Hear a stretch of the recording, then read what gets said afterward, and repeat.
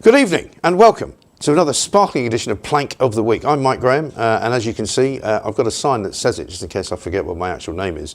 We're going to be here every Friday night for your delectation, and I've got a fantastic selection of guests this week who have never been together in the same room. We've got Nigel Evans for the very first time on Plank of the Week. He is, of course, the former Deputy Speaker of the House of Commons. Nigel, very good evening to you. We've got Lewis Schaffer, formerly a stand-up comedian. I'm going to call you that because I think it fits. And Jasmine Birtles, who's still a fantastic journalist, not former anything really.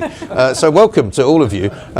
And I think we should give Jasmine the right to kick off the show. Oh. Because we like to do this on a ladies first thing. I know it's a bit old-fashioned. Well, why not? I like that. Misogynistic. Oh, I hope so. So you've got Peter Mandelson. Yes, I mean, I Who know. hasn't? Well, exactly. Who hasn't? Who hasn't? I know. I think, oh, golly, Peter Mandelson again. But honestly, every day there's a new revelation. Can he be more loose-lipped and loose everything else than he clearly was? I mean, an incredible story. I mean, he's kind of been slightly pushed to the background in the last few days, hasn't he? Because we've now got Lord Doyle to look at, who appears to be another friend of Keir Starmer's who quite enjoys hanging out with paedophiles. But also, Andrew's sort of been on the front pages. We've got more kind of revelations about whether Keir Starmer's actually going to last, and I know we're going to talk about him later. But yeah, Mandelson, I think the greatest plankish thing he did was applying to Ipso, the journalist's kind of watchdog, to say he doesn't want anyone sending him any emails. When he spent his entire life sending emails, mostly to Jeffrey Epstein. And what is it about these people who want to tell everything in their emails? Right. What did they think? Did they think that it'll be all right because it's all secret? Yeah. Maybe Epstein did say, don't worry what you're saying in the emails. It's all secret. Nobody will see it. So they go, all right then, we're going to give you all of the information, absolutely everything, and I'll just tell you what my underpants are looking like right now, as well as who's in power and what they're being said in power. And the fact that the UK is falling apart financially. I'll tell you all about all the figures and everything. What is the matter with him? And also, we'll all refer to the Prime Minister as Old Smelly, which seemed a little bit unfair. I mean, I don't know. I've only been in Gordon Brown's company once and he didn't smell bad. I don't know why they call him Old Smelly. It's a bit like death by email, isn't it? Yes. I mean, it is staggering how many people are being brought down by this. Was it Agatha Christie, Murder, She Wrote? It's Murder, She Tapped. Yeah. I mean, it's incredible. Well, it was Victoria Hervey, I think, who said this week that, if you're not in the Epstein files, you're a bit of a loser. Yes, exactly. Everybody's in them. I mean, I don't think I am. I think I can say that. I don't know about you, Lewis. Or well, I did a search for myself, and here's the point. The point is that every single one of us has sent emails, disgusting, horrible emails, disgusting WhatsApp messages of the most horrible, and so we're all possibly vulnerable. I used to get very nasty ones from my ex-wife, who would send them to my producer when I was working for a radio station in Scotland. And she would type out the words so they would appear on the screen huge, I don't know how she did it. But things like deadbeat dads, you'd open it and he'd be like, can you tell her to stop sending me these? I don't, So I mean, but never write anything down is my Well, exactly, that's my thing. If you think you might be done for it, do it on the phone. Yeah. Absolutely. But I think it's a bit late to say that. I think everybody sends out emails. Everybody sends out WhatsApp messages. Yeah. Everybody sends out Snapchat. But everyone's forgotten, haven't they? And they've forgotten all the things that we've done. And that's why you have to look at what Jeffrey Epstein does, and you have to question, is it as bad as you think I think it is. I don't think there's much doubt that it's actually might even be worse. It might be worse, but not the stuff that's in the emails, except for pizza. Yeah. There's something that's... There's some millions of references to pizza or something like that? Yes, that? I think there's 1,000 references to pizza. There's more references apparently to pizza than there is to the Pope or something. And also the Dalai Lama apparently is in there as well. Because, but I don't think because he was involved in any chicanery. I think it's just that he gets a mention because Epstein presumably wanted to meet him or something, Yeah. But, and the other side of it is that who wouldn't go to an island in the Caribbean on a plane? You don't have to pay, just come along and Bill Clinton's going to be there. I mean, how do you say no to that? I'm here. You know. I mean, in this weather, I suppose, which we'll also talk about a bit later on. But I think it does give away, doesn't it, how shallow a lot of these people are. Yes. I mean, just to be serious for a minute. It's the shallowness. I mean, I know what you mean. You know, well, why wouldn't you go?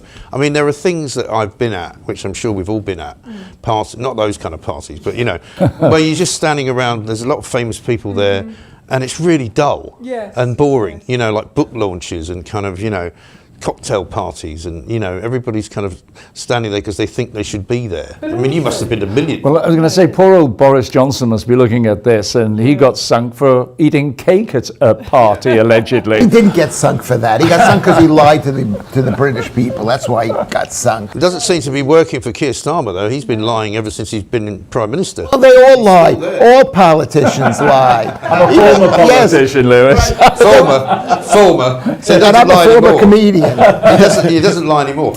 But I mean, Boris, obviously we're not going to say this because this is going to be broadcast around the world, is also mentioned in the sort of... Yeah, but hardly who isn't. If you look at it, right, I'm learning French, so I've been reading some French newspaper very slowly, très lentement. And Epstein has brought down a former culture minister who's got some other roles, so he's had to resign from that. There's another French diplomat that's been done. There's the princess consort in Norway who's been done. I mean, literally his tentacles went absolutely everywhere. It's incredible. From the grave, he's bringing down a ton of people. But is he in the grave? That's the other one. I mean, is that that picture? Those pictures. The one from Israel you're talking about. Yes, exactly. Are they real? Are they AI? I've got a few friends who, the moment we heard that he had been, died, they said he isn't dead. No, he's been spirited away. He's on an island somewhere. It didn't occur to us that he might be in Israel. Rikers Island. Yeah. Who knows? Who knows? But there are loads of people across the world who are like, he's alive, and here he is. But I mean, the reason people have conspiracy theories is because of these kind of stories, because it's so mad, isn't it? Yeah, you know the difference between a conspiracy theory and reality. 5 months? 6 months, yeah, exactly. No, totally. So there are so many, and I've had friends calling me after these Epstein revelations going, okay, I've been red-pilled now. I'm finally red-pilled. I do see what you were saying, because I'm definitely been saying that's not true, and that's whatever. And the Epstein files have opened up so you've got a load of so-called conspiracy theorists going, yeah, hello, we were right. Yeah, I know. And you may never find out the truth. No, exactly. Either. That's the other thing. I mean, we were talking about it, Lewis, earlier, that there is so much stuff there, and some of it is definitely not true, but a lot of it is. But you'll never necessarily know the difference. Yeah. And a lot of it's been made up by Jeffrey Epstein, like that whole Bill Gates thing. It's basically Bill Gates did not write that, and it could have been all or partially made. What? Bill Gates wrote an article saying Bill Gates supposedly asked Jeffrey Epstein for pills to deal with his wife's venereal disease. Oh, did he not write that? Yes, he didn't write it. No. Jeffrey Epstein wrote it to himself and then maybe sent it to Bill Gates saying, maybe you want to send me this email. I thought the story was that Bill Gates had a venereal disease. Yes, because he picked up for banging Russian hookers. Right, as you do. Right, as you would. But the fact is, venereal diseases don't exist anyway. The whole. What? There's so many lies. What, you mean there's no such thing as chlamydia? There might be chlamydia. Okay. But there's lots of other diseases that are just. There might be chlamydia. No, that are basically people eating toxins or malnourished. I can't believe I even mentioned this, but I don't know how we got down into the syphilis area. I'm sorry, because that's my Epstein. I'm sorry. No, it's fine. But the Bill Gates thing is really interesting to me because Bill Gates didn't send that email. It'd be one thing if he sent it, but how do you know he didn't send it? Because it was an email from Jeffrey Epstein sent to Jeffrey Epstein. It wasn't an email. Okay. According to them. Right. You're right. How do you know? But this is the thing. You can double check it so many times, and you can know that certain things are obviously faked. Yeah. But you can't know that all of it is, or none of it is. Particularly with AI. The video. See, I can't tell AI pictures. No, I can't. Yeah. I think it's an age thing.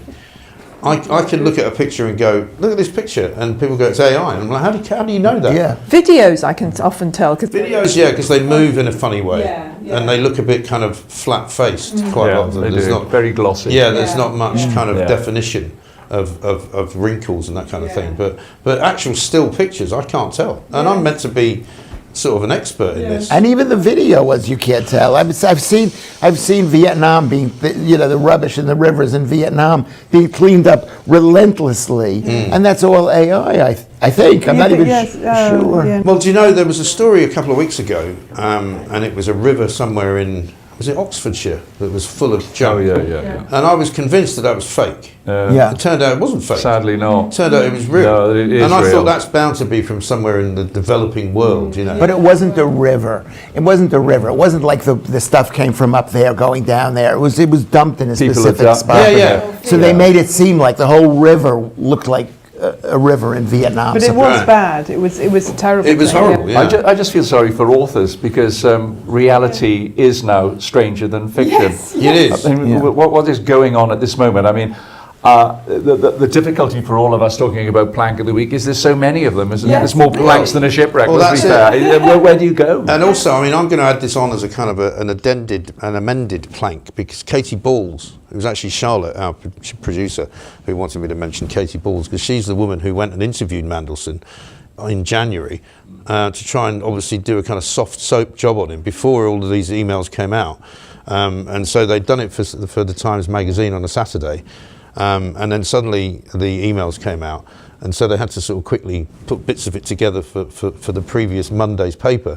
But I don't know if you saw it, pictures of him in his house in Wiltshire, right? Because he's got famously the big house in London, which apparently is worth anything between 8 and 12 million. It's 4 stories, it's got a wine cellar, some suggestion that Epstein may have even bought it for him. But he's also got a place in Wiltshire, I don't know where.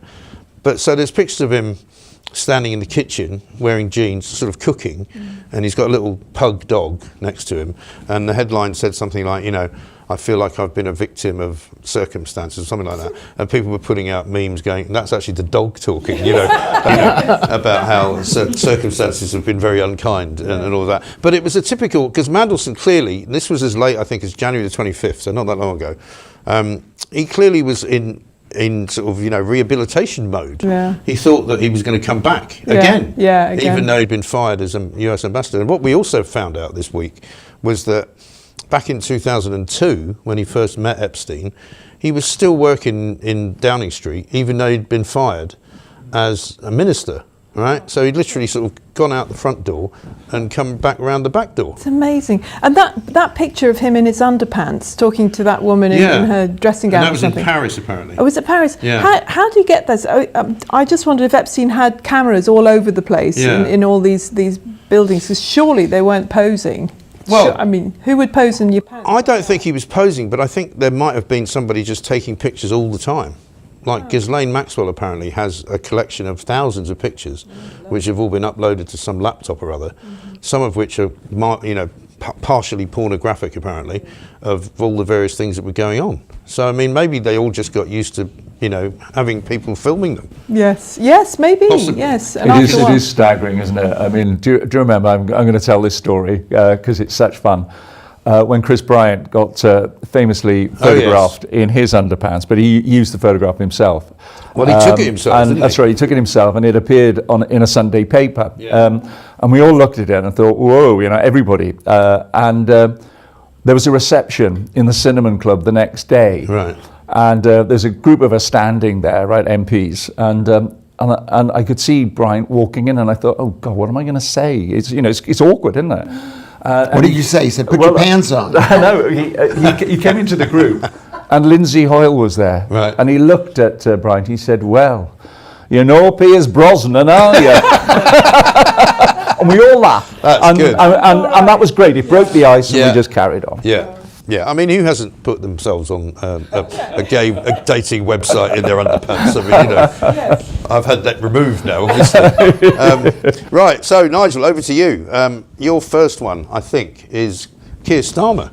Well, it's got to be, hasn't it? Yeah. He is the gift that keeps on giving every day now. It's not every week, it's every day, every new thing that seems to destabilise him. And of course, the latest one is Matt Doyle, former comms director for Keir. Yeah. And he apparently had been supporting a Scottish chap who was a councillor called Sean Morton. Yes. And it was discovered that Morton had a ton of porn on his computer, and absolutely he was immediately suspended from the Labour Party, but decided it was a good idea to stand for council as an independent. Yeah. And this guy Doyle decided to go up and support his campaign.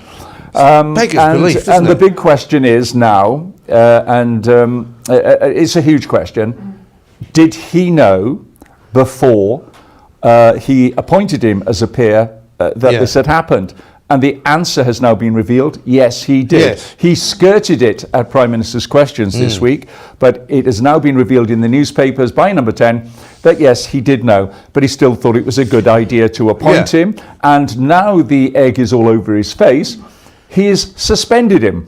And the chair of the Parliamentary Labour Party, Anna Turley, has said, not only that, but now he should be kicked out of the Lords. I mean, you only put him in a few weeks ago. Right. And also the reason that he knew was that it was a front page story in the Sunday Times on December the 27th, right? Yeah, 27th of December. Right. It's all there. And of course, the big lie is that it's been said that once it was in train, you couldn't stop the peerage. Yes, you could. Yeah. And the House of Lords clerks have already said that at any stage prior to the 8th of January, he could have stopped that peerage. Right. It's extraordinary, isn't it, that anybody would think. I mean, we used to have a thing called the private eye test, in Fleet Street. And if you thought something was going to look bad if it came out in private eye, don't do it. Yes. Right? Yes. Like, if you think it's a good idea to support a man who's been charged with paedophile activity, it's probably not a good idea to go and campaign on his behalf. Probably not. And if he's then subsequently convicted of those crimes, which he was, when he pleaded guilty, it's probably not a great idea to put him in the House of Lords. And you just wonder what's going through their minds. I mean, you worked in politics all your life pretty much, right? I've never seen anything like this. I mean, seriously, I was an MP for 32 years, and I've never seen sort of scandal after scandal, obfuscation, lying, skirting. And it seems to me the problem with Starmer is he knew all these things. Yeah. Yes. And he still decided to appoint Peter Mandelson as ambassador to the United States of America. He still decided to put Matt Doyle in the House of Lords, and he's had to retract both of them. I know he's famous for flip-flopping, but I mean, how many flip-flops can you do? You had that wonderful montage a couple of weeks ago of various Starmer flip-flops. One side it says this, is white, no, it's black, yes, it's this, it's that. We don't want freedom of movement. No, we do want freedom of movement. No, it's literally contradiction. Absolutely, completely. Over and over. And this is the terrible thing that, quite apart from anything else, the public, the voters, do not like leaders who go, oh, this, oh, no, actually that, oh, this. You just don't know where you are. No. It must be murder going to a restaurant with him. When they bring the chicken, he said, I don't want chicken, no, I want steak. Yes, exactly. He's been flip-flopping around on the foods as well. Do you remember? Because he was once asked what his favourite food was, and somebody misheard it or something and thought that he said it was a cheese and ham bake or something like that. And then he came out and said he was vegetarian. And we go, well, what are you eating ham for? Why did he want to free the sausages? Well, and why did he want to free? That is completely inexplicable to me. How you could be talking about something as serious as hostages and death and terrorists, and sausages suddenly comes into your head. It's extraordinary. I think this whole discussion is so typically British. It's like the guy is a communist. Okay. Yes. He went to Czech Republic and went to a camp, whatever. I'm not a camp, but a camp. Yeah. Well, you might have been that kind of camp. Yeah, and it will be that kind of camp. And this country is in a state of crisis. It is completely destroyed because of the conservative people who've basically are communists too. I mean, you pretend you're not. You pretend like, we care about the country. You totally don't. You're lovely. And you totally don't. And you're sitting there discussing Keir Starmer like he matters. He's like the number 2 guy in The Prisoner. Yeah. Do you know the reality is, and everybody knows it over. Who's number 6? Yes, we are number 6, the ones who are fighting for our lives, Right. Yeah. and he's number 2, and we're thinking he's number 1, but he's going to be replaced by another number 2. Well, the reality is he's toast. Right, everybody across And- at Westminster knows he's toast. Yeah. The reality is, how black do you want the toast? Before you take it out the toaster. Yeah. You know, he's gone. We all know he's gone. Yeah. But who replaces And he must him? know he's gone as well, Yeah, yeah. surely. Yeah, Oh, he gosh. must And do. but his job was basically to carry whatever the saying is. His job is just to, you've been asked to do something, and just go do it, and that's just what he's doing. And he says something, and it maybe gets a wrong response, so he says, I'll say the opposite thing. Yeah. But the point is, do you think Angela Rayner's going to be any better? Do you think Wes Streeting, is going to be any But better? Nigel's right. We haven't seen it this bad ever. This Yeah. is as bad as it's ever been. Because the underlying muck is so horrible for the British people, and somebody needs to scream. I'm not the only person who's screaming, but Nigel, not you, Nigel, but the other Nigel, he's not screaming. Somebody needs to scream and say enough. We've got to get rid of the Tories. We've got to get rid of the Labour Party, and we've got to. Well, they may be taking the view, though, Lewis, that Yeah. when somebody else is screwing up, you just let them carry on, and Right. just let them hang themselves, and it just gets worse and worse and worse. So by the time he's finished, Starmer, he'll have Yeah. completely discredited the entire Labour Party, and they'll never get in again. Yes. I guess you said, Jasmine, who's going to take over? Well, I think all the pretenders, and there's a number of them, are probably thinking, oh gosh, there's that by-election which we're going to do badly, and then there's the Scottish and Welsh elections, and some local elections which Starmer is allowing Yeah. people to vote in, others he's not. Let's wait until that disaster happens, and then maybe we'll pick up the pieces. But because there'll will be they more still be pieces. around? I'm assuming that by May we will have a general election, or at least by June, because as you say, that it'll be so bad in the local elections that the party will realise finally they'll have to say, all right, we don't have a mandate, we're going to have an election. Well, there's No, much but of a why would you have an mandate now. election? Why would they have an election if they know they're going to lose? Yeah. So they might as well hold it out. Basically, all the Labour Party is the new Liberals from 1924. Is that they're gone? They know they're gone, and sadly, and I know this is your party. You were a member of it, I still am. but you guys are toast too. Yeah. Absolutely I tell you toast. what, I thought at one stage we were. Yeah. I'll be Yeah. absolutely honest. I thought Rishi in his early election in the pouring rain and Yeah. all that sort of stuff. That was awful, Oh, wasn't it's it? Yeah. dismal. It's the wetsuit. Anyway, we went down to one of the worst defeats we've ever had, and I thought I voted for Kemi, but because she was doing a policy review, we were hardly coming forward with anything. And I thought, oh, no, this is an existential threat now to the Tory party. It really is.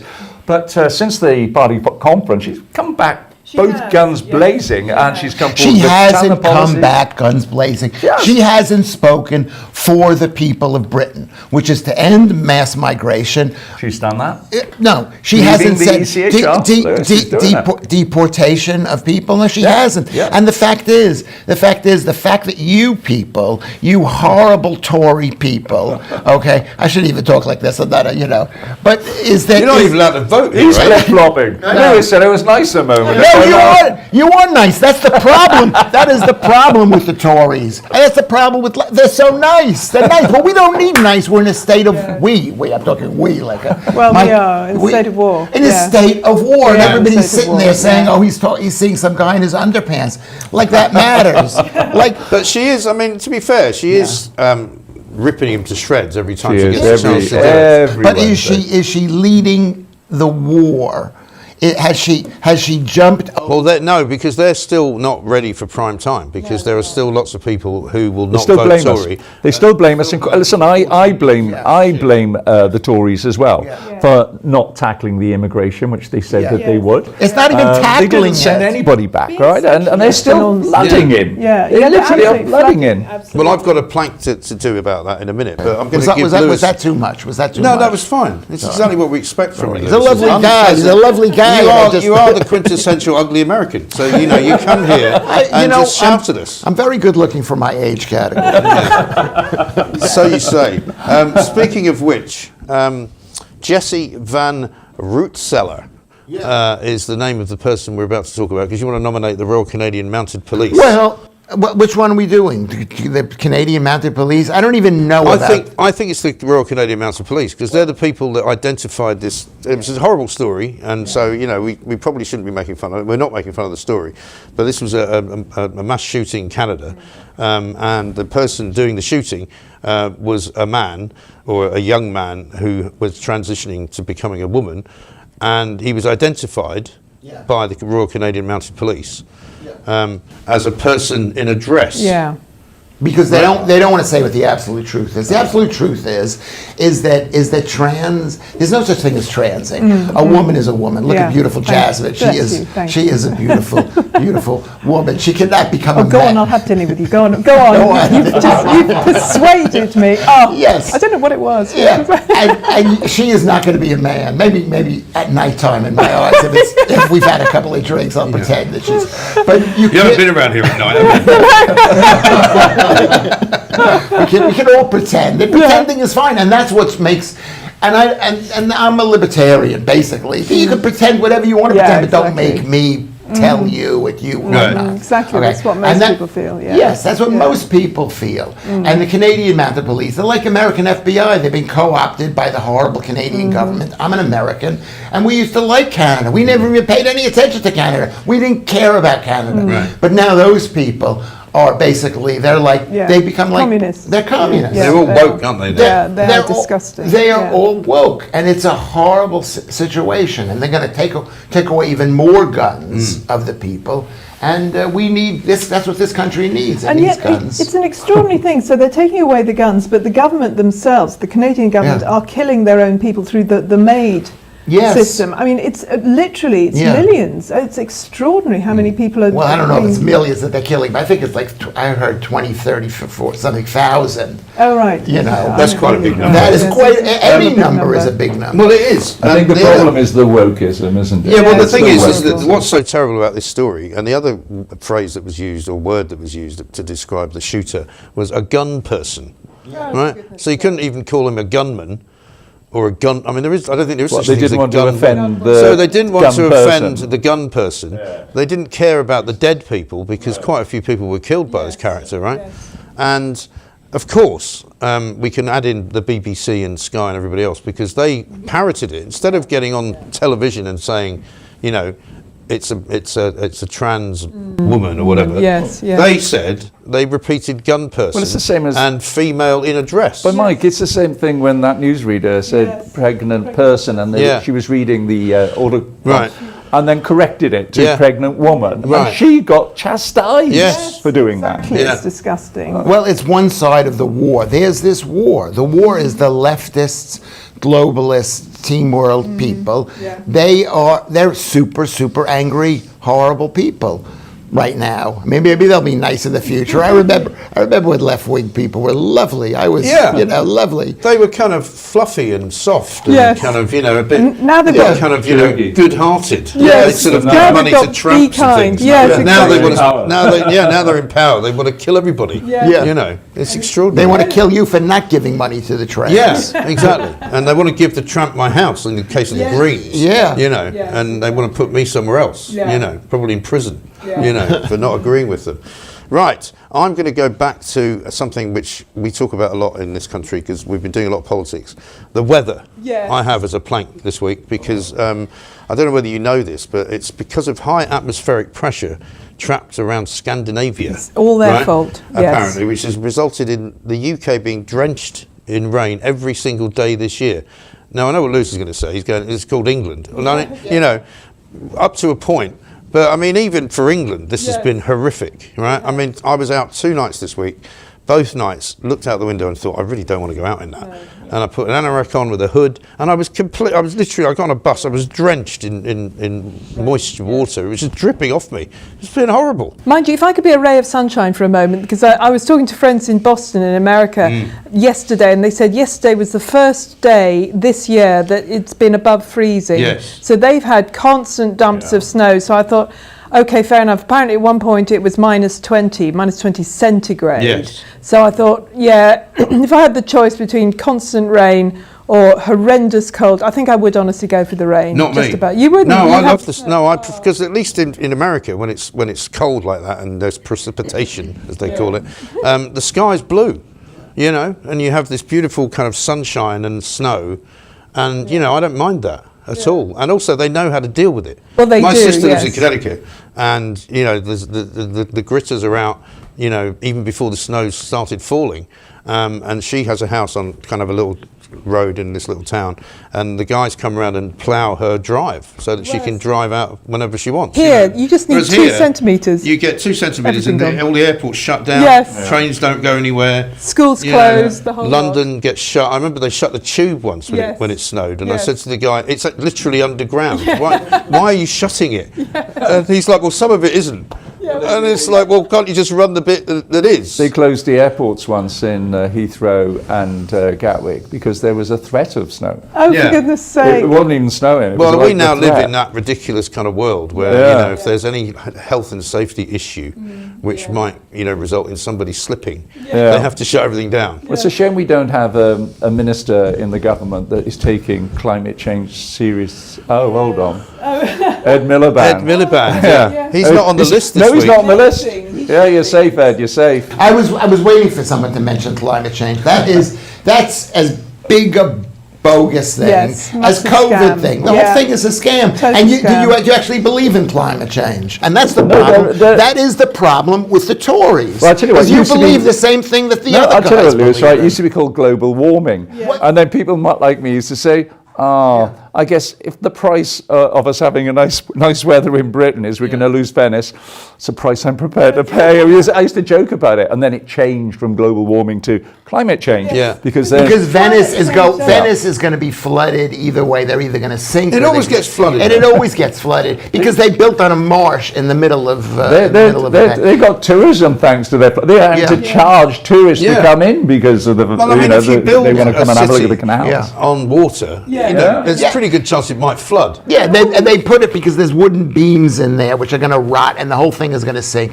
And the truth is, with flooding, they keep incredibly accurate records of in every port of how high the water is, and there's nothing. Apologize for climate change. You, as a conservative, should apologize to the people of this country. Yes. You should. I'm serious. You should. You've been an MP for 32 years. Yeah, yes. You seem like a lovely guy. I can't Okay, believe I'm I'm back to lovely. No, you are. I've been spoken to the guy. You seem like I was going to say a great guy. I'm not so sure, but apologize for the No, conservatives. I tell you what, right? I do believe in sustainability. I really What do. does that mean? That's another word. You should never ever use the word No, sustainability. I tell you what, I once went to, let's see, Gabon, and they were chopping trees down like crazy, and they were all going to China, of course. And I said, for every tree you chop down, how many are you planting? And they said none. But why do you have to plant a tree? A tree will automatically grow. No, you've got, They will you've got to automatic- manage No, all of this. You and, don't have to plant a tree. And remember, if you do plant this. a tree, You don't- the tree has been grown somewhere Depends else. where you plant them as well, because one of my favourite sort of climate change stories is Chris Martin, the lead singer of Coldplay, virtue signaler extraordinaire, you know, who uses more electricity in one show than I use in about 5 years, you know. And he decided to offset the show's electricity use by planting trees. And he decided to plant some in Sri Lanka. But unfortunately for him, it was so hot in Sri Lanka that the trees spontaneously combusted and burnt to the ground, setting off a huge sort of pall of smoke into the air, which of course is But trees, not carbon neutral. if you're planting a tree here, you have to take it from another place where the tree was growing. So you've cut down trees one place to plant another, which means they just let the ground grow. Let it grow. Anybody who says we're going to plant trees and that's good for it's a lie. Now, I'll tell you what, I once went to, oh gosh, where was it? French Guiana. Oh my God, you said name dropping. Kourou. I was looking at the space program, funny enough, and we flew from France to there.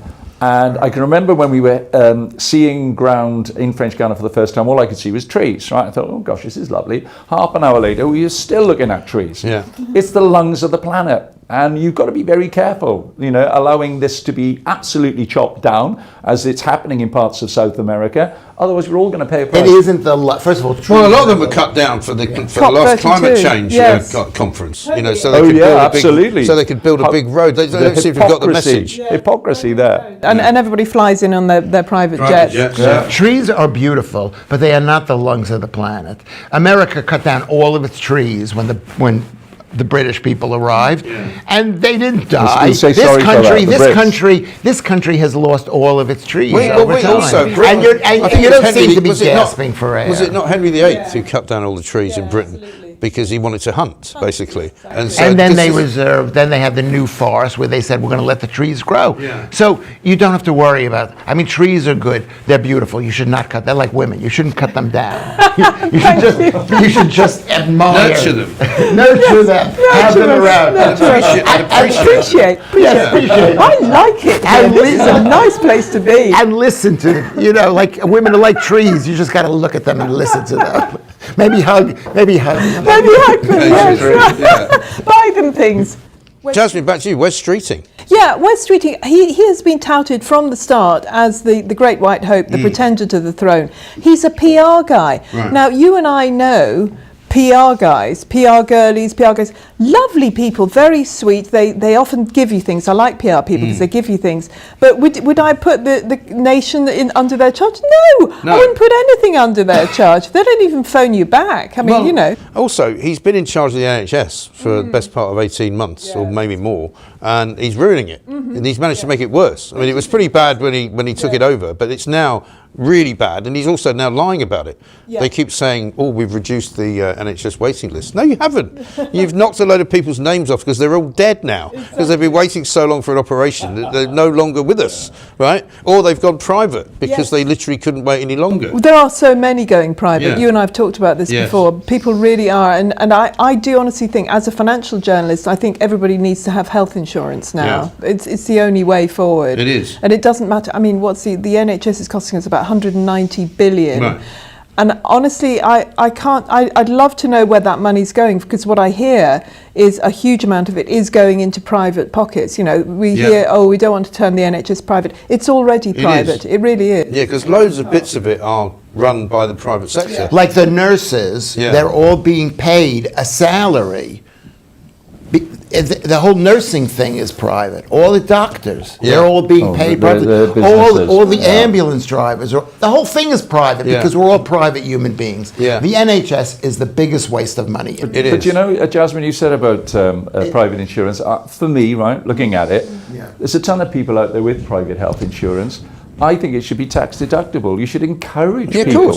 Encourage people and say, right, if you are prepared not to use the National Health Service and are prepared to go private, we'll make sure that it's tax deductible. People complain about, we don't want to get like the Americans. Well, in my experience, the American health system works pretty well, actually. And one of the reasons it does is that they don't tax people so much, so that if you have to pay for your own health insurance, you do. But also, for most people, they have to have a job. Because if they don't have a job, they haven't got health insurance. So it sort of encourages people to work as well. And it basically enslaves them to the job that they're at. Which is, but it's better than them being on benefits. First of all, what they are here. You know what? I'm going to be inappropriate. I think the NHS is the second worst thing about this country. Yeah. As the second worst, I don't disagree with you. Yeah, and it can't be fixed. Because it's like, how long is a piece of string? It's a bottomless pit. If you say you can get free health care over there, of course you're going to get free. I don't feel well. And the truth is that it's the same thing in America. It's the healthcare system does not work because the ideology is wrong. Yeah, but I think in an emergency, there's nothing better than the National Health Service, right? Yes. They literally, that's when they're good. Yeah, they are absolutely superb. But if you've got to wait in pain 4 years to have a hip replacement operation, or you've been told that you can't get your cataracts done, when that is actually a bog standard procedure these days, then there's something terribly wrong. I'm going to tell you what's terribly wrong. You go to the NHS, or you go to the American medical system, and the people there are all fat, and they've got type 2 diabetes. Cataract is caused by high carbohydrate diet, and same with broken hips, bad bones. And so instead of the NHS which I don't think the NHS should do this, but tell people, you have to stop eating pasta and bread and sandwiches and potatoes and chips and things like that. They would be a lot healthier. And 10 packets of crisps a day. And 10 packets of crisps. What do you think's going to happen? Well, Kelvin Mackenzie's got a solution for this. He said just make the doors really narrow on the hospital, and you can't get in if you're too fat. But then the nurses wouldn't be able to get to their jobs. Some of the nurses are in a bad way. Okay, They really are. They really are. But the reason we want Wes Streeting in the planks list, though, is not just because he's screwing the NHS up. It's because he decided to reveal a series of texts and emails that he had sent to Peter Mandelson because he thought he was going to get stitched up by Starmer's Boys Club, inside of Downing Street. So he voluntarily told Beth Rigby, or gave Beth Rigby, all of these messages, all of which ended with kisses, and it was all a bit sort of grubby, wasn't it? Yes. Exactly. Yeah, but he was also incredibly honest, because he said there's no growth strategy, and this was the central plank, if I can use that, of the manifesto. But how can you have a growth platform when you yourself are anti-growth? Not you, but the society by being communist. It's a communist. Communism we just had figures out today to show that there's still no growth at all. And it's shrinking. It's getting smaller per capita. So Wes was actually right about that. He was. There is no growth strategy. Yeah, but of course he ran away from it 100 miles an hour. He said later, I shouldn't have said that. They turned on him. Yeah. Other cabinet members who have got no ambition themselves, you understand, of course, turned on him completely and said this is just shocking. So and do you think he's on manoeuvres. do you think he's kiboshed his chances of becoming the leader then? I think it's a bit slippery. Yeah. It is. And I think that he should have been as honest. And I mean, the reality is, he should resign, right? Because he should just say, right, I'm going because I don't believe that we've got a growth strategy. It's not helping the country. And that would have done him a power of good. It would have done him a power of good. He just looks weak now, doesn't he? None of them are resigning. No. It is obvious. I mean, this is the thing. I'm sure that Rachel Reeves has been a plank of the week many times. She has. And she has said, we're going for growth. And it was quite obvious that you cannot, when you manacle an economy with high taxes, everybody's saying it. They're just doing more spending. And she's got the economically illiterate backbenchers telling her, spend, spend, spend. She's got the bond markets going, watch yourselves. So she's sort of doing a little bit of this and a little bit of that. But she's quite a lot of lying. Yes, quite a lot of lying. And there will not be growth. We can't have growth while we've got high taxes. No. And she keeps repeating this myth that, NHS waiting lists are going down. We've got inflation going down, which is not. They have managed to keep interest rates reasonably low, but that's nothing to do with them, really. No. It's all to do with the Bank of England sucking up to them. It's like that poster that you see in an office that says the beatings will continue until morale improves. Yes, and she just carries on beating people. And expected them to thank her, which is even more bizarre. I'm going to go back to the cabinet. Shabana Mahmood, who's got a bit quiet lately, hasn't really said very much and is sort of keeping her powder dry. I don't know if that's because of the possible leadership battle that's coming up. But I wanted to put her in there because there's a little-known court case that happened this week, yesterday, in fact, on Wednesday, where a group of 16 migrants have lodged a legal challenge to them being deported by Shabana Mahmood and her new policies, because she brought in this new policy which meant that people could be deported back to France without having any kind of attachment to legal help or without any appeal process and without their feet touching the ground, effectively. If they came here illegally, we could start sending them back straight away. Did the deal with France. There was a great big fanfare about it. I remember Keir Starmer saying that, this is the first time a proper deal has been done. Well, it might come as no surprise to you guys that it's not actually legal. And so, unfortunately for Shabana Mahmood, these migrants have basically lodged a legal challenge, and it's the one-in, one-out scheme, effectively, right? And they've said that it's unlawful for Shabana Mahmood to bar migrants from lodging last-minute modern slavery claims to delay their removal. So you know what's going to happen. Yes. They'll be given legal aid. There'll be a bunch of lawyers that get rich off the back of it. They'll probably win. They won't be sent back to France, and then they'll probably be given a bucket load of compensation. This is the same stuff that brought Rishi down in the end, even though he jumped rather than was pushed. But he just didn't have the wherewithal to say, right, what is the legislation that we need to make it legal? Yes, exactly. Right? Pulling out of the ECHR is one thing. You've got to do it. and then you bring legislation, emergency legislation in to say that anybody who enters the United Kingdom illegally can be deported, right? It doesn't matter where, straight away, and they will be guilty of the crime of illegally entering the United Kingdom, and they will never be able to return to the UK legally again. Just do it. But the problem is we've had a selection of Home Secretaries going all the way back to the Tory days of Priti Patel and Suella Braverman, and we always get told, oh, these guys really know what they're doing. They're all lawyers, you know, they've worked in the business for ages, and then they screw it up completely. I mean, according to the case, these migrants are claiming that they shouldn't be removed from the UK because the accommodation, healthcare and welfare support in France is not adequate. So they want to stay here they love the NHS, by the way. Well, you know they're the only people that do, because it's better than it is where they came from. There's an old saying, the salesman goes into, to sell something, the widgets, and the guy says, I'm not going to buy the widgets because the train from Buffalo is late today. And he says, well, what does that have to do with you buying widgets from me? He said, well, one excuse is as good as another. And that's what it is. And the problem, it isn't that the Home Secretary is bad. It isn't that the government is bad. Is that no one is screaming. People need, and maybe it's not for me to advocate this, but people need to scream. It's part of the plan to take over Britain. It's like if you go to a plane and you don't have the proper documentation, they don't let you ride on the plane. So you don't say, well, okay, I'm in Charles de Gaulle Airport. They're not allowing me on the plane. I'm going to sue Britain for this. You wouldn't be allowed to. Also, on the statistical front, I must give you this one as well. The scheme doesn't work either, by the way, even without these people suing the government, because it turns out that we've actually returned fewer than 2% of the migrants who've arrived, and in return, we've actually brought more people in. So, as well as actually having the illegals, because I think it was earlier this week, 541 came over 2 days in the rain. We've actually deported 312 people to France, but we've taken back 367. So you're kind of going... So you've got an issue there, and they're still coming in their thousands. Illegally. But we're actually bringing more in now than we were before. The good news is, though, this is going to be... we haven't got many growing industries in Britain, but human rights lawyers, I mean, goodness me, aren't they going to be busy? All Starmer's mates and Lord Hermer's mates will be really busy trying to ensure that nobody is sent abroad. Now, listen, why don't we move instead?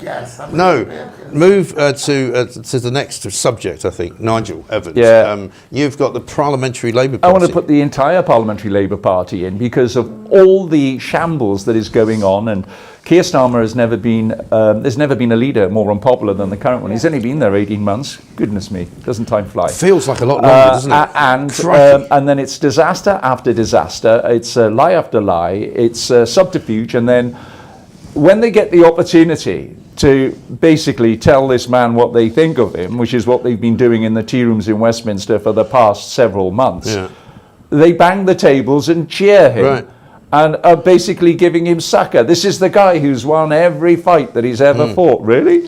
And you've seen that, video, haven't you? He was punching the bag. Yes. Very impressive. I mean, I think the bag punched back. Even when you speed it up, it looks crap. It's just appalling. So they had this opportunity, and they blew it. And including the cabinet, I got to say, they all issued supportive texts and emails to say how wonderful the man was in synchronized fashion.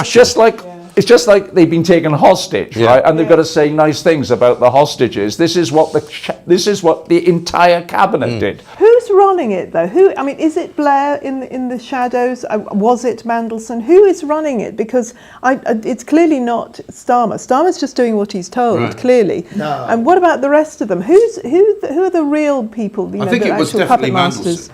Yeah, for a period of time, so. He was obviously the man behind it all. Yeah, no, Mandelson is. This is what these people believe. This is what the politicians in this country believe. They believe that let's get along with people, let's be nice to people, let's pretend everything's all right, let's make little jokes about it when we're in a state of war and no one is admitting it. I've said this for years now. The country is, and America too. Are you saying it's Spectre or somebody then? No, there is no number one. That's the amazing thing. That actually actually everybody all believes, and they believe in the Labour Party are the worst because they've been practicing believing what everybody believes since they were teenagers, handing out flyers door to door in Southwark. Yeah, I think there's some truth to that actually, because the Westminster bubble and the kind of the breathless reporting of how Starmer walked into this room and everybody was banging the tables as if it was real, which it was, but it wasn't. But it was all for the journalists. Yeah. And why you would do that? And literally, why would you do that? The reason why Starmer was in that committee room 14 in the first place was because his career is in jeopardy. His neck is on the line. Yeah. But then every one of those other people, a career is in jeopardy because they all believe the same thing. Mm-hmm. They believe exactly what he's doing. He should just maybe do it in a nicer, better way. But it's the same way. And so they're pounding the table for their own careers. Well, no, apparently, Lewis, they want him to pivot to the left. Yes. It's not that they want him to carry on. They want to get more taxation. They want to spend more money on public services. But it doesn't matter how it's spent. No. I mean, and this is the problem. And this was the advice that he was getting from his good friend Ed Miliband, is that this is the problem. He needs to really understand the class divide in the country. I've got to laugh, right? This is the man who says that he understands the working class. And yet the first issue that he had to deal with was Lord Allygate, who was spending thousands of pounds on kitting Starmer out in designer clothes and glasses, and his wife and other members of the cabinet. I mean, so this is the guy who's got empathy with the working classes, who some of them, sadly, because of their conditions, aren't earning enough money to turn the heating on. No, who that's doesn't rubbish. understand that? No, there's a ton of people out there, Nigel, Lewis, who really are finding it difficult to heat their homes. That's true. Or what they're going to eat. I mean, there are a lot of problems out there. A lot of people out there are living with the problems of poverty. There's no choice about it. They don't expect Keir Starmer to be poorly dressed. They want him to be He doesn't have to be dressed. He's on 160,000 a year, Lewis. Buy your own clothes. I mean, that's what you should be doing. Right. Also, he is badly dressed. He wears a dark shirt with a dark jacket. Everybody knows that's an idiotic thing to do. He's not 10. Somebody better tell Andy Burnham. Andy Burnham is like the extra from New Order, from Top of the Pops. He turns up with a black sort of, round neck sweater. But I think Keir Starmer's clothing taste is awful.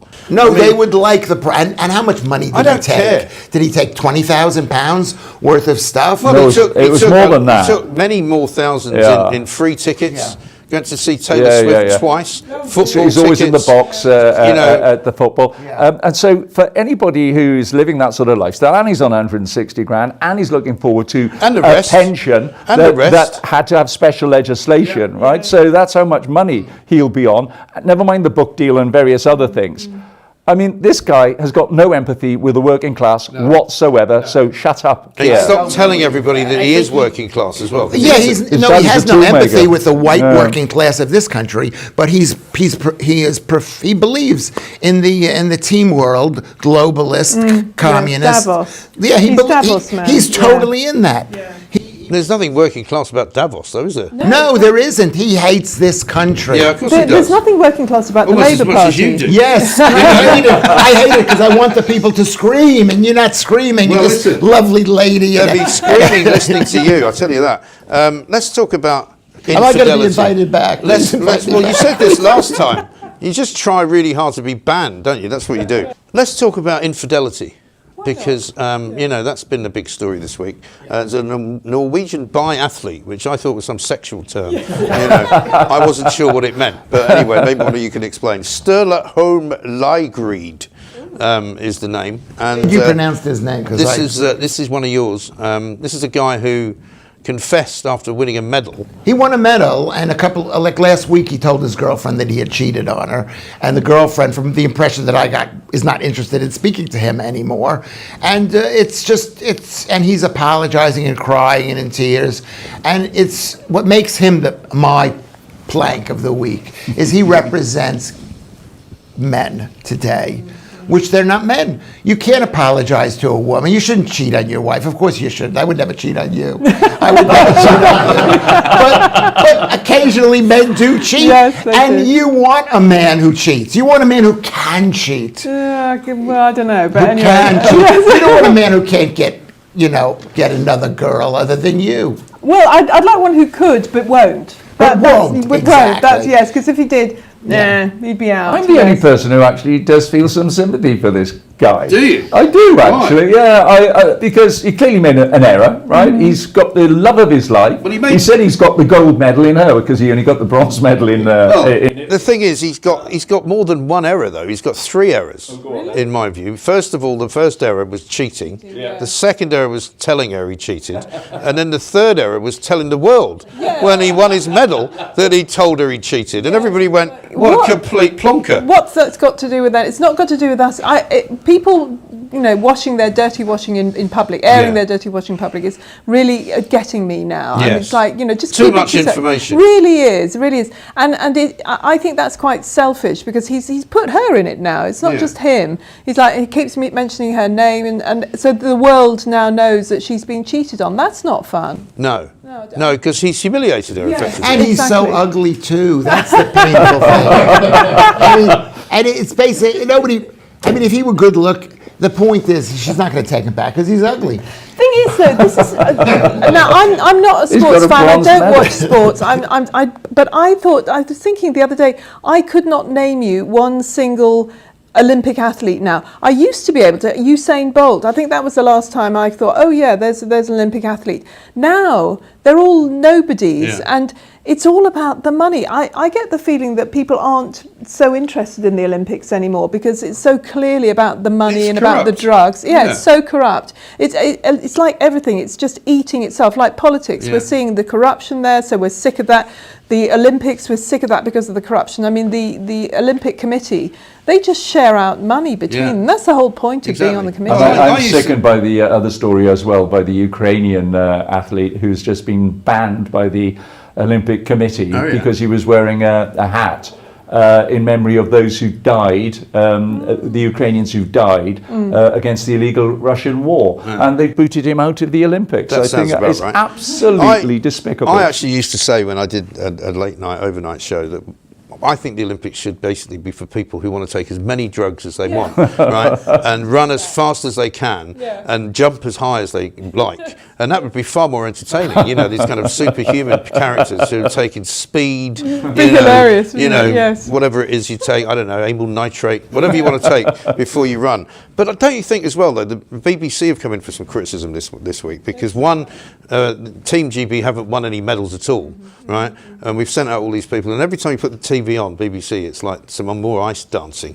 possibly the worst thing you've ever seen in your life.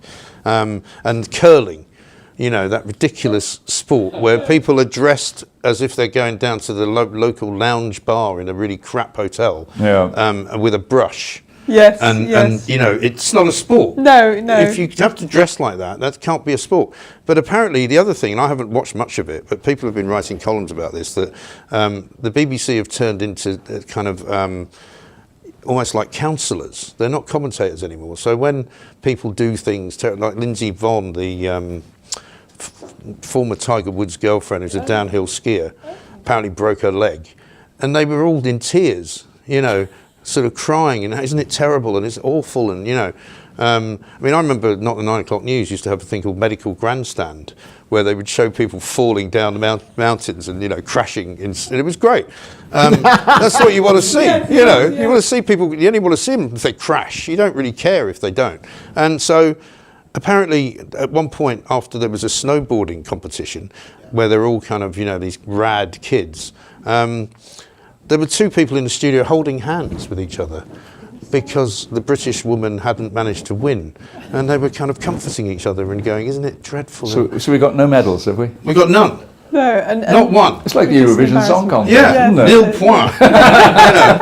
It's just awful. Yeah. And it's a joke, really. I mean, it's typical BBC. It's the only thing they can afford to put on now. And Lindsay Vonn, I heard that she'd already hurt her knee. She shouldn't have been in the competition at all. But again, it's money. She's a name. She's about the only name they've got, apparently. So they put her in. She's literally the only person I've ever heard of. Well, exactly. Nobody else have you heard of. And it's getting like this, like with Hollywood, nobody cares, honestly. With music, I mean, the Grammys, nobody watched the Grammys. the Oscars, nobody's watching It's those. boring, isn't it? Yeah, because as you say, it's all corrupt. We understand that it's all sorted out behind the scenes. Nobody really wins properly. They just, do deals so that they can win.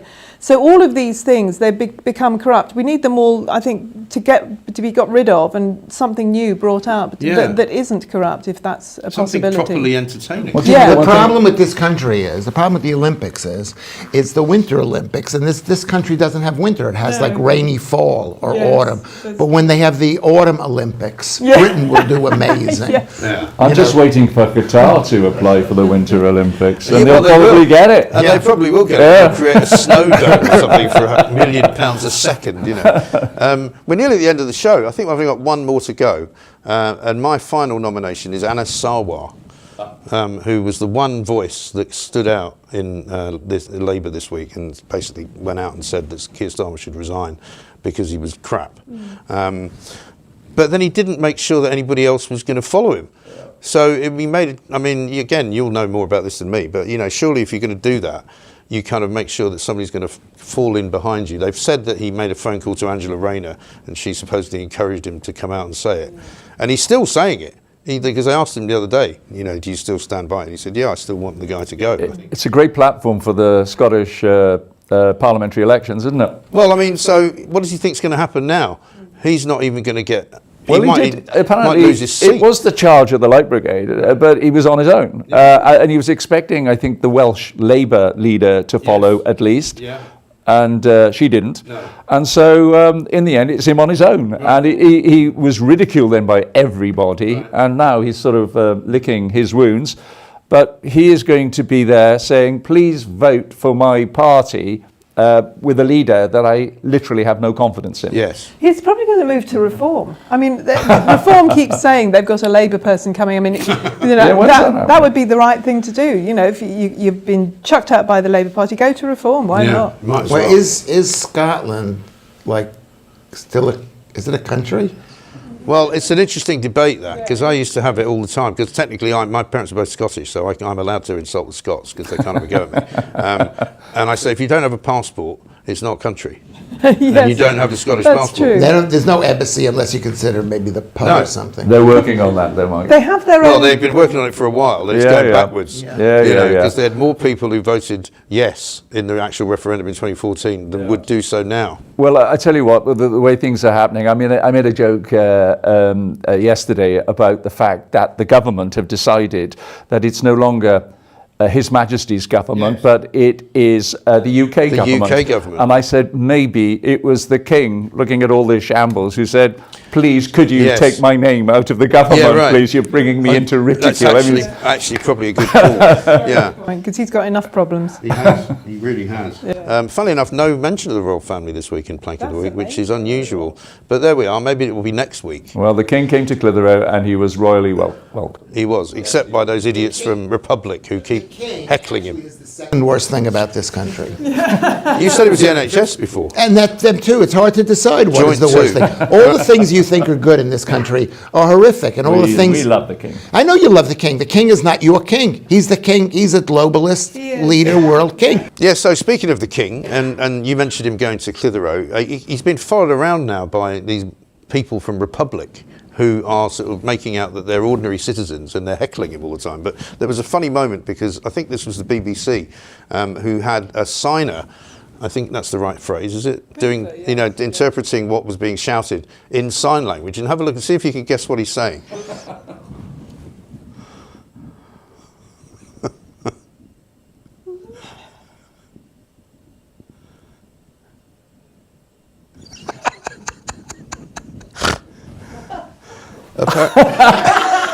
Was that the guy who did the signing at Mandela's funeral? Do you remember that? Yes, I do remember that. That was brilliant. So yeah, apparently that's sign language for dickhead. I want to go out in a flame of glory. This is like Ricky Gervais. He says, "I'm not doing this ever again, so I'm just going to let her rip." Yeah. So now we've got to pick the winner, right? And normally it's a very undemocratic process, and it's just me that picks it. But I'm going to ask the audience this time because I think I may disregard what you say, but you have an option, because I think it's sort of between Starmer, Mandelson, Streeting. I don't, I mean, it could be all of them. But who do you think we should go for? I think it has to be Starmer yet again. And I'd like to find a week where Starmer is not in it and certainly not winning, but he just does everything he possibly can to win Plank of the Week. That is clearly his aim in life. It's hard to argue with that. It is. Yeah, no, I'm going to go eventually with Starmer as well. I think that while she is the gift that keeps on giving to every newspaper in the land, now it's becoming much wider than Britain. It's being reported as the lead stories in newspapers all around the world now. That he's basically... the reality is, we want him to be the plank, but we also want him to walk it. Yes, exactly. And that's the reality. Everybody wants him to walk the plank. Thanks very much, Keir. Go back to your legal human rights work. There's plenty of stuff there for you to be doing, and let's get on helping to save our country. And leave us alone. Yeah, it's like, helping to save our country. He's destroying the country, and he's not destroying the country fast enough. That's why people are disappointed in him. Nothing that he could do. Unless he wakes up tomorrow and says everything that I believe is wrong. Okay? And he's not going to do that. He's capable of flip-flopping that much, I suspect. You never know. I don't know. You never know. Well, so I better award it. It's time. Plank of the Week. Keir Starmer, yet again, wins it. I thought you were asking the audience. You're the audience. Oh, we're the audience. That was the audience I was referring to. Oh, I thought you were going to ask those people out there who are listening. Well, no, because they have no way of communicating with me. Oh, how are we supposed to know that? Well, you're supposed to know all this stuff. Anyway, thank you very much indeed, Jasmine. Thank you very much, Nigel. Thank you very much, Lewis, for the last time.